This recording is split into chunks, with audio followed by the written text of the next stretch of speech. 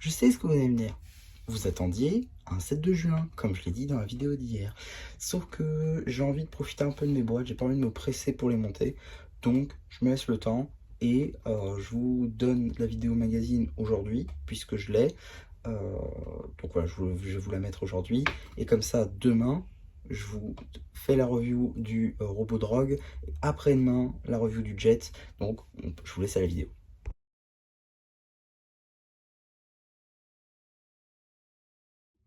C'est False à la fin, on se retrouve pour une nouvelle vidéo Lego Magazine. Aujourd'hui, on se retrouve pour le magazine Lego Ninjago Legacy du mois de juin 2025. Et on commence direct avec les mini-figurines. Juste ici, vous avez la mini-figurine de J McPilot, qui était jusqu'alors une mini-figurine qui était exclusive au Battle Pack de l'année 2024, sorti donc en janvier 2024, le J's Battle Pack, qui était donc fourni au prix de 9,99€ avec 3 autres mini-figurines, donc une figurine plutôt cool à retrouver là-dedans, qui maintenant est disponible également dans ce magazine-là pour 1€ moins cher. Même si on va pas se mentir, c'est pas la meilleure opportunité. Clairement, c'est beaucoup mieux de le prendre dans le Battle Pack à même 7€ aujourd'hui. C'est disponible sur ce Mystery d'ailleurs à 7€. Donc ça fait quand même 3€ d'économiser sur un set qui était déjà très rentable. Donc franchement, si vous l'avez toujours pas, prenez-le là-bas. Ça fera, ça vous rendra heureux tout simplement. En tout cas, petite figurine qui n'est pas si nouvelle que ça dans la gamme, néanmoins plutôt cool, avec donc le moule de cagoule commune à toutes les autres mini-figurines, tête Dragon Racing saison 1, torse et jambes qui sont restés exclusifs à cette mini-figurine. À l'arrière, bon, ça se voit pas très bien la vidéo, je suis désolé, mais on peut y lire du coup J en ninjargon. En termes d'accessoires, on a un petit katana doré. Juste ici, vous avez la mini-figurine un peu plus intéressante que la précédente, la mini-figurine de Cinder Tournoi des Sources, qui est une figurine exclusive à ce magazine. En effet, dans cette configuration, la mini-figurine n'est apparue que dans ce magazine. Maintenant, si vous rajoutez l'épaulette Shatter Spin, Spin Destructeur, vous pouvez la retrouver dans l'arène de combat. Donc c'est vrai que c'est plutôt sympa en vrai de la retrouver dans ce magazine. Effectivement, bon, cheveux apparus également sur la chaîne de Twitchy Team dans les récents workshops. Ce qui est de la tête, ce sera une nouveauté janvier 2024, cette fois-ci sur sa tenue du plan des loups. Le torse, lui, est vraiment exclusif à l'arène du tournoi des sources. Et pour ce qui va être des jambes de fantôme, ce sera commun également à la gamme Harry Potter avec les détraqueurs. Donc voilà, une chaîne très très cool à retrouver dans le magazine, comme je l'ai dit, puisque c'est une chaîne que vous pouvez retrouver, notamment pour le torse, seulement dans l'arène de combat du tournoi des sources, à du coup 50€. Donc la voix ici, surtout si vous ne vouliez pas l'arène, je ne comprends pas pourquoi, mais si vous ne vouliez pas l'arène et que vous voulez seulement Cinder, vous avez l'occasion de l'avoir ici. Bon, un peu à complet parce qu'il va vous manquer l'épaulette, mais franchement c'est pas le plus grave, et ça se trouve assez facilement, notamment sur Pick a Brick. Donc voilà, pas de grands soucis à se faire là-dessus. On a également une seconde expression faciale, comme s'il avait un foulard de fumée. On peut quand même distinguer sa bouche dans le tas.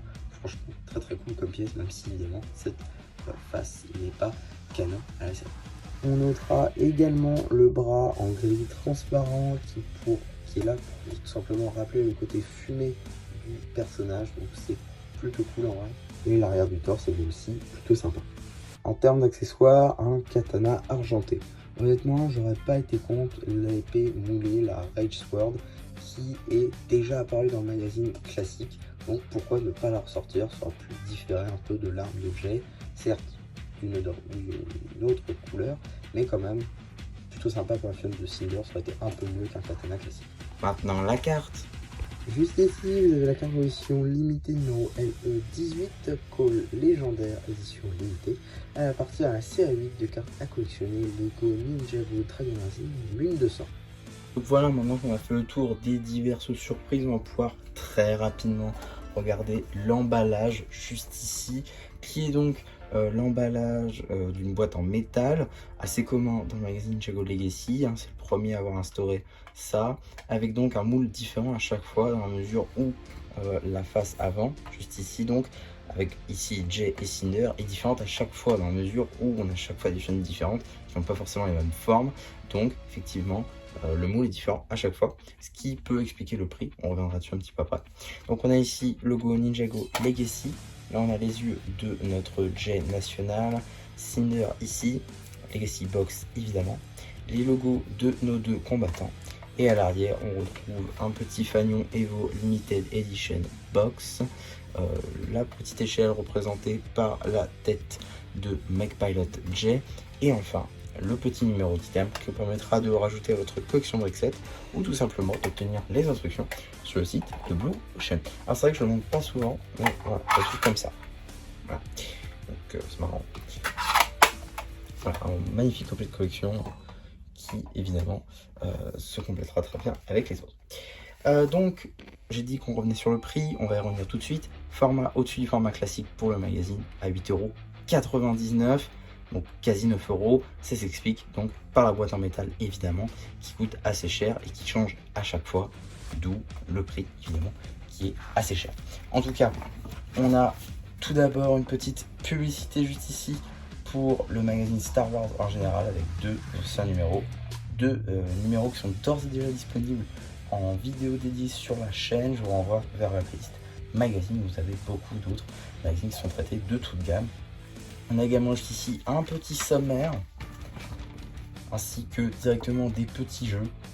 Ici, entraînement pour le tournoi, donc ça fait évidemment référence au tournoi des sources, avec des jeux notamment avec le gong. Il n'y a pas marqué super la destruction, c'est ça exactement. Ici, là, il faut remettre les figurines avec les bons éléments un peu partout. Voilà, donc des petits jeux comme ceci. On a également juste là un petit jeu dédié à la saison 15, puis c'est marqué saison 14 évidemment, mais saison 15 du coup, n'importe quoi. L'appel de l'océan en français, mais bien évidemment c'est Seabound en anglais. On a également une petite publicité, nouvelle publicité d'ailleurs, qui ici met les sets de Mars plus en avant, notamment l'Arc Dragon Focus et Thunderfang, qui est d'ailleurs juste ici. On a aussi la moto tempête de Kai, ou encore le village de la tempête draconique, qui est un peu plus largement disponible aujourd'hui. On a également un petit jeu avec les ninjas dans leur tenue Evo, juste là, entre Kai et Jay. Jay qui du coup est une émission de ce magazine, donc plutôt logique qu'il soit là. On a également ici une petite page dédiée à l'ancien maître élémentaire de la fumée, H, du coup, qui était le maître de la fumée avant Cinder. Donc assez intéressant de le retrouver ici. D'autant plus que vous allez le voir, hein, mais dans cette BD, Écran de fumée, qui est d'ailleurs un BD que vous allez pouvoir retrouver sur la chaîne BD, hein, cela va de soi. Vous avez juste ici H qui fait son grand retour. Donc plutôt marrant en vrai de revoir ce personnage-là. Est-ce que du coup ça canonise le fait qu'il est mort peut-être à cause de la fusion? Pourquoi pas? C'est vrai qu'on l'a pas revu en saison 9, donc est-ce que ce serait expliqué? Voilà, petite interrogation. Juste ici, on a, après le tournoi des sources, le tournoi des éléments, ici avec les ninjas qui retournent à leur tenue jungle, donc saison 4. Également, juste ici un petit poster du Samouraï X de Pixel, technologie de pointe, avec le robot de la saison 8. Ici, point d'acier, avec les tenues fusion de la saison 7, avant le redesign. Et donc Samouraï X, évidemment, avec la suite du poster. Donc comme je l'ai dit, juste ici, un petit jeu sur le thème du tournoi des éléments. On a également la suite de la BD. Alors je sais pas du tout, petite interrogation, c'est vrai qu'il y a beaucoup de méchants. Est-ce que ça c'est Peter ou alors c'est un Anaconda, tout ce qu'il y a de plus classique? Je sais pas du tout, ce qui ressemble beaucoup à Peter, surtout à cause de la tête. Mais je sais pas vraiment si c'est le cas. On a également des petits guerriers-pierres, des Nindroids. Nindroid d'ailleurs qui ne sont pas la version Legacy, plutôt marrant, alors que les guerriers pierres eux sont Legacy. On a également des pirates du ciel qui ne sont pas Legacy puisqu'il n'y a pas de version Legacy. On a également les rats, donc voilà, pas mal de méchants de l'univers de Ninjago qui sont ici mis ensemble. Très belle page, très belle, une seule page d'ailleurs de BD. Tac. Et fin du coup de cette BD. On a également juste ici un petit jeu sur le thème de la saison 13 évidemment, donc Shintaro ainsi que le maître de la montagne, aussi d'ailleurs qui est détaillé avec la chute de Cole dans la montagne et la lutte contre le sorcier au crâne. On a également juste ici une petite publicité pour l'abonnement au magazine Ninjago qui comprend le magazine Ninjago Dragon Rising et également Legacy. j'espère, ils ont fait fort parce qu'ils ont mis 2 numéros avec Jay. Je pense que ça rendait mieux. Également, on a un petit jeu toujours dans Evo, parce que là on a un petit Jay Evo et également un petit Maître Wu. Voilà, petit jeu, tout ce qu'il y a de plus classique. On a également une petite enquête juste ici afin de gagner 2 dragons sources du mouvement, 2 robots ultra combo de Zane et peut-être aussi un abonnement, je sais pas. En tout cas, ça vous demande voilà, de répondre à une petite enquête. Surtout des informations, on va pas se mentir, pour améliorer le magazine et pour savoir s'il plaît toujours autant qu'avant. On a également, en termes de publicité, avant de passer au prochain, on a également ici une petite publicité pour le magazine Ninjago Dragon Magazine officiel tous les mois chez le marchand de journaux, parce qu'effectivement on a donc ici 3 numéros qui sont comptés, 3 anciens numéros. On a donc, si je ne dis pas de bêtises, mai 2024, janvier 2024 et février 2024, 3 vidéos qui sont disponibles sur la chaîne si ça vous intéresse. Également, on a une petite publicité pour le magazine officiel Lego Minecraft, dont évidemment je fais les vidéos à chaque sortie. Cela va de soi. Alors oui, avant de passer aussi au prochain, j'aurais aimé revenir sur la face avant, ça je ne peux pas parler. On a le retour des films Legacy sur la surface, alors que vous allez le voir après, mais c'est... Je sais pas pourquoi ils ont fait ça. On a du retour du Legacy et après, comme ceci dans le prochain numéro qui est donc Cole vs Drix, on a le retour du coup d'un personnage Dragon Magazine. Donc ouais, je sais pas pourquoi ils ont fait ça, mais bon, pourquoi pas. En tout cas, pour revenir au prochain magazine qui sort donc le 2 juillet, on a un Drix qui est la version de l'Arc Dragon Focus, puisqu'il avait les épaulettes noires, donc ça c'est très très cool.